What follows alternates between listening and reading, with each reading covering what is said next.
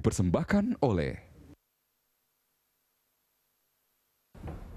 Pemprov DKI Jakarta melalui Pemkot Jakarta Utara akan merelokasi para pedagang kaki lima di kawasan Jakarta Islamic Center yang membuat kemacetan di kawasan itu.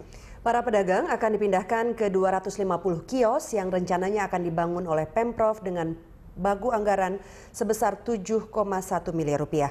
Berikut laporan reporter Aditya Warneman dan kamerawan M. Rianto dari kawasan Jakarta Islamic Center, Jakarta Utara.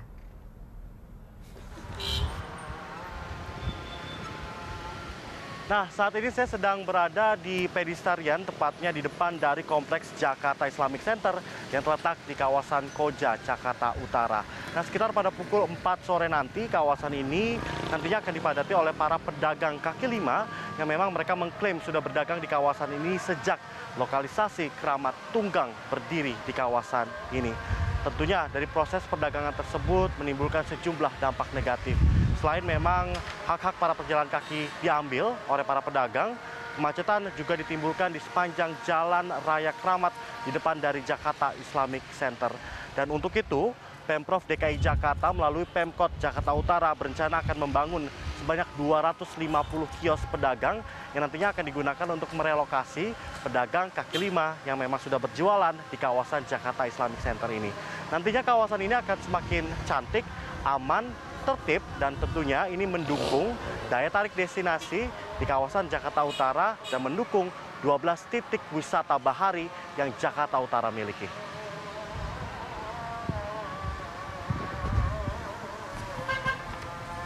Kawasan Jalan Keramat tepat di depan dari Jakarta Islamic Center biasanya menjadi kawasan yang padat oleh pedagang kaki lima yang tidak jarang membuat kemacetan yang berkepanjangan. Selain hak-hak para pejalan kaki terenggut, para pedagang ini membuat tata kota di kawasan tersebut tidak cantik.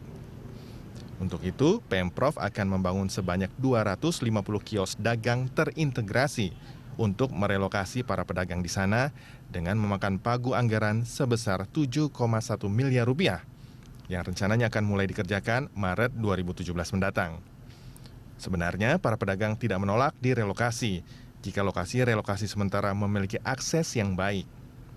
Namun, lokasi relokasi sementara di Jalan Cemara Ujung, belakang Pasar Koja, tidak strategis dan kurang menguntungkan pedagang.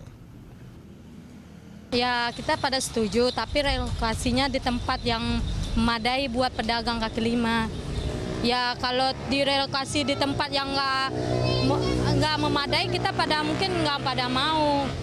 Tapi kalau yang memadai ya kita pada setuju. Kalau kita direlokasi mah, kalau tempatnya bagus nggak apa-apa, tapi kalau nggak bisa dilalui orang, gimana orang mau belanja ke dalam? Ini kan kita dagang di sini kan karena nunggu orang lewat. Kalau ke pasar kan khusus buat belanja. Nah, kita ngarapin di sini karena khusus orang lewat doang.